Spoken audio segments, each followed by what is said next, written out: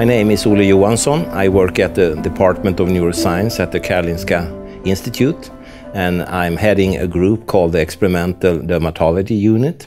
And for the last 35 years, we have been very much interested in health effects of man-made artificial electromagnetic fields. The last 40 years, there has been an enormous explosion in the use of electricity, electronics, computers, and now lately the wireless society has been built up. More and more of our things are communicating wirelessly through the use of microwaves, like mobile phones, tablets, and other such gadgets that we use at workplaces, schools, and in homes.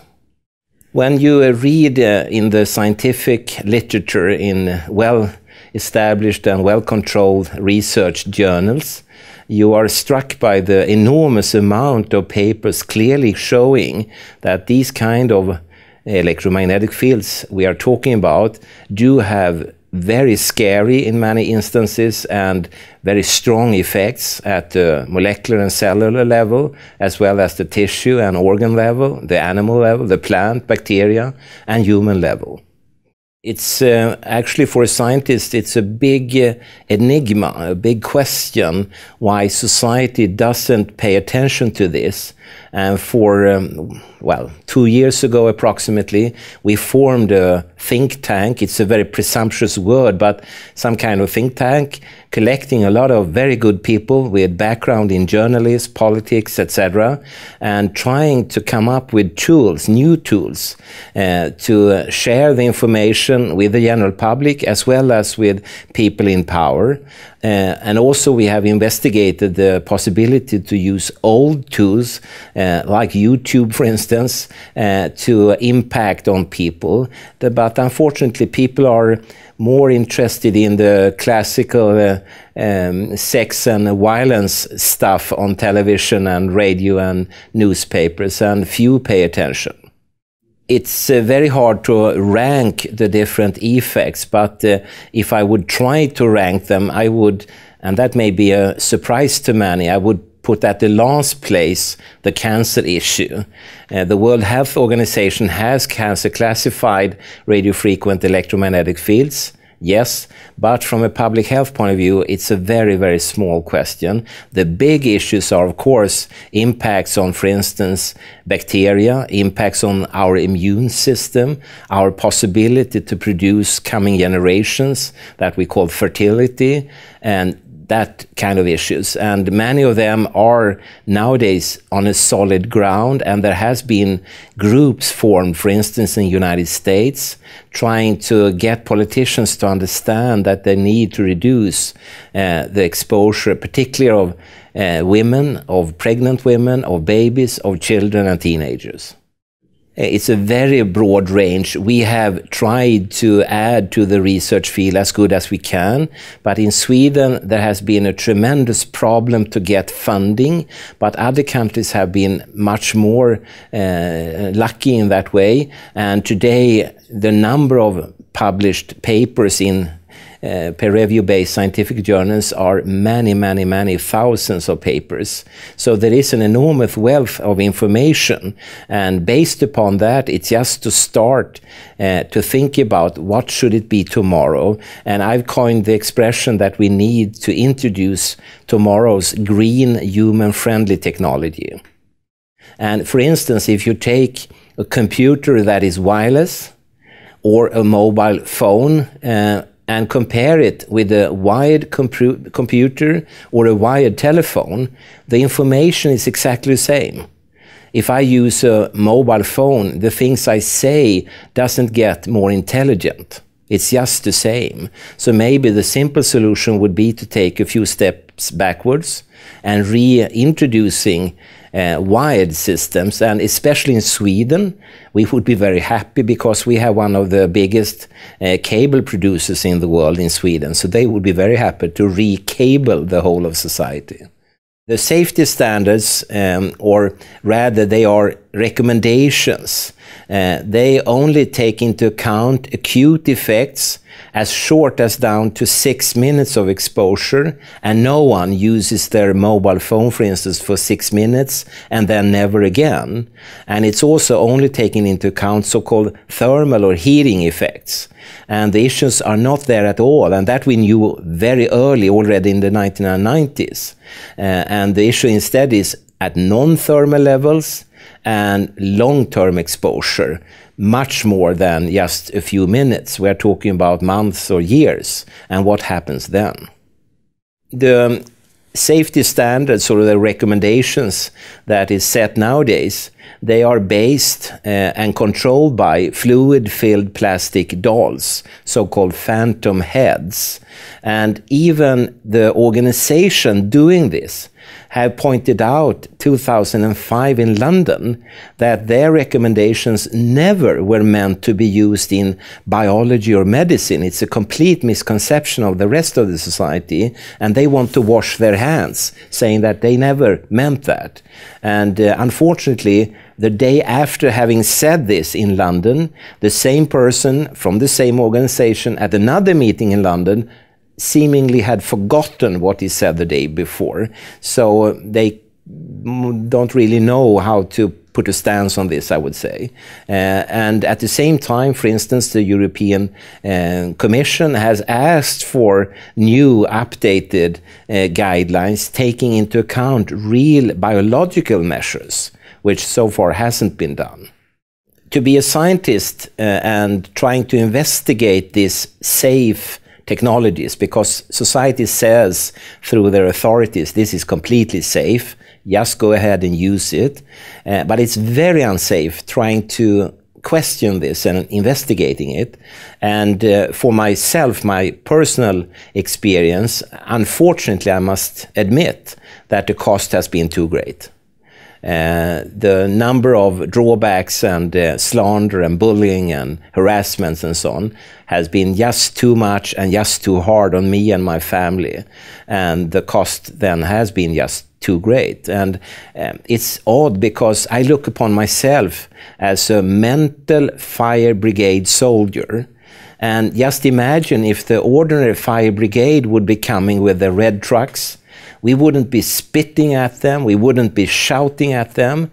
No, we are very happy that they come, even if it's a false alarm. We are very, very happy because our property, our life, and their lives are not at danger.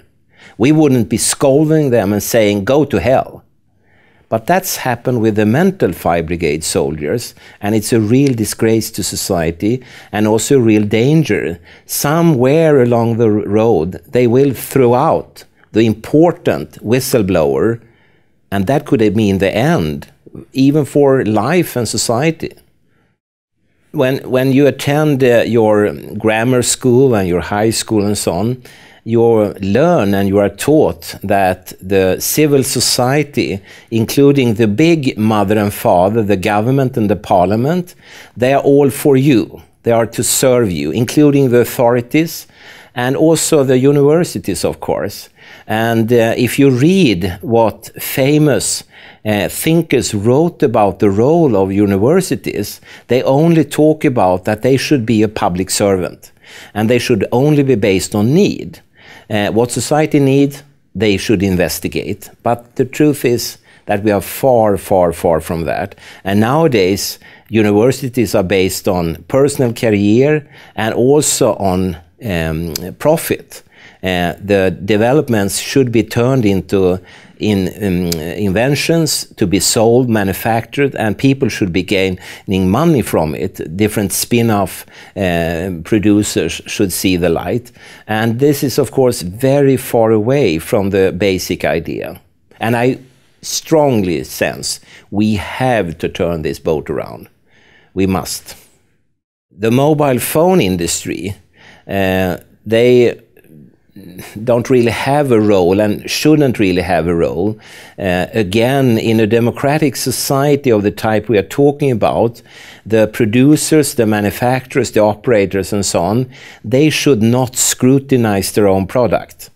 We wouldn't believe that for food items or anything else, I mean. And it would be much better to have genuinely independent universities.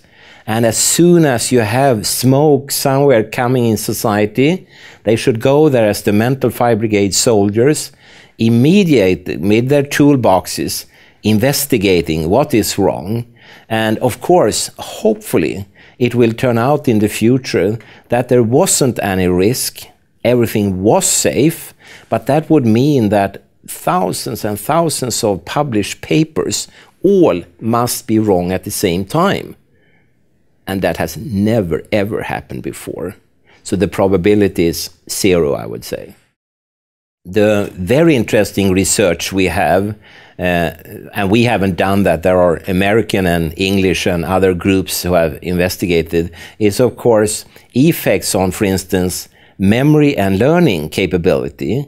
Already the real great scientist Henry Lyon and his colleagues could demonstrate that rats that were exposed to the Bluetooth frequency of 2.45 gigahertz that we use for wireless devices a lot in our society actually decreased the short-term memory capacity and the concentration capacity in rats that were to follow mazes to find food.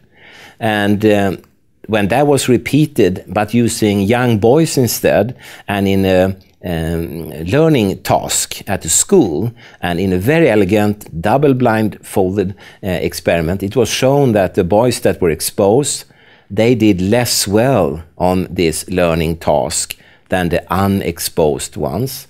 And if you just come back to Sweden, there is a notion that the students that mature the best and learn the best are from schools that traditionally doesn't use very much of this kind of wireless systems. And I'm talking about schools such as Reggio Emilia, Montessori, and Steiner Waldorf schools. And they seem to come out somewhat better. And when I myself have asked municipality civil servants on the western coast of Sweden, because there they had both wireless and wired school, if there were any difference between the learning there, they said no, they couldn't see that at all. Their pupils did just as good. And then I said, well, hey, then you can just as well use wired. And they went very blank in their faces, you know, because they realized that yeah, they could, of course, because the things you would get in a wired computer is the same as in a wireless computer. Electricity in our society, many people feel, has been around every time, you know. It has always been here, but that is, of course, not true. One of the oldest electricity plants in the world is in Norway, and it's in the order of 130 years old. And so it's a very short time from an evolutionary point of view. And in the beginning, of course, electricity were only for the very rich people. They could only afford light bulbs and stuff like that. But soon it grew and things became cheaper and cheaper. And for instance, Sweden was said to be completely, with a few exceptions, electrified 1954. But thereafter, we went into the new era of having more and more computerized, digitalized, and so on systems, more electronics. And of course, nowadays, even the simplest home is like a Boeing 747 cockpit, you know. I mean, you can do anything just wirelessly. And still, you know, with all these fashion things and all these technical gadgets, people are not top chefs, for instance. Most people produce pretty bad food, and they're not very intelligent from that point of view. And in Sweden, which is in the schooling system one of the most computerized schools in the world, as you know, in the PISA investigation recently been produced, we have dropped dramatically. So even with all these mobile phones, readers, tablets, computers, the pupils are not becoming more and more intelligent. On the contrary, they are doing less and less well. which is quite contrary, but it fits very well with what Henry Lai showed in rats and what these other scientists had shown in young boys. So maybe at this very moment, at least the Western world, we are producing kids and students in our schooling system that come out less good than they used to. And I find it very, very hard to believe that any country or any educational minister or any parent would like that. And therefore, I would welcome an open discussion. It's impossible as a scientist, of course, to foresee the future. I don't even know what will happen in the next minute. Something good or bad could suddenly strike us. And if we talk ahead when it comes to costs in our medical and healthcare system, we can only speculate. But if these scientific publications are correct, we may be facing a very big bill down the road. And one thing that is very telling is that the manufacturers, the operators, and the world's insurance companies, they have openly said already for more than 10 years ago, they will not be part of paying that bill. They leave the cost to the society. They want the profit, but the cost, they say, that will have to go to the society.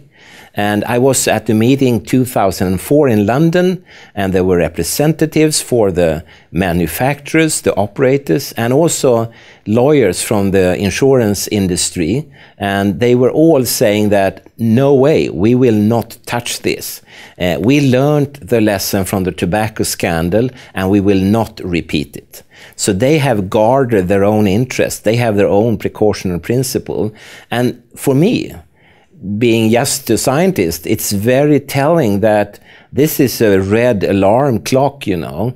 And if I were the prime minister or something similar, I would take notice to this. What do they know that we don't? Or do they just know the same as we do and they react because they want to protect their shareholders?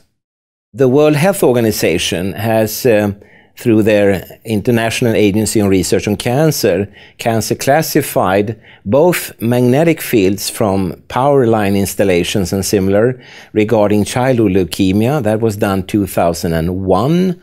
And also 10 years after, 2011, radio frequency fields were also cancer classified when it comes down to effects on brain tumors. So they have taken precautionary measures, although from a society point of view, no one seems to listen to them. It is used in discussions and so on, but I don't hear any minister for health or any prime minister saying, hey, we must stop this, you know, we cannot take this risk. Often, however, people that are inside of the wireless industry, I very often see and hear and witness that they take their own measures. They don't allow their own children, for instance, to use these things as their father is selling to all other children in the world, which I find unethical, to say the least, you know. When you look on cells and molecules in various experiments, of course, what comes out as evident is the effect on your genomic material, the genes, the DNA molecule. And when, for instance, Lion Singh and others, many of them after them, exposed DNA molecules to the kind of frequencies and levels that we use in our everyday life, they saw a dramatic increase in damages to this molecule, and such damages could lead to impairments of the immune system, alterations of the future babies to be born and their capacities, and also initiate cancer development. And in the pharmaceutical industry, if you find such genotoxic effects of presumptive medicines, there is new laws and regulations worldwide saying that no, then you cannot develop them further, you cannot use them as a medicine, you cannot sell them to the general population. But that's the pharmaceutical industry. The same goes for the food industry, for instance. But here we have gadgets that everyone carries around that has been shown over and over and over again to be genotoxic, and they are still not withdrawn from the market. Odd.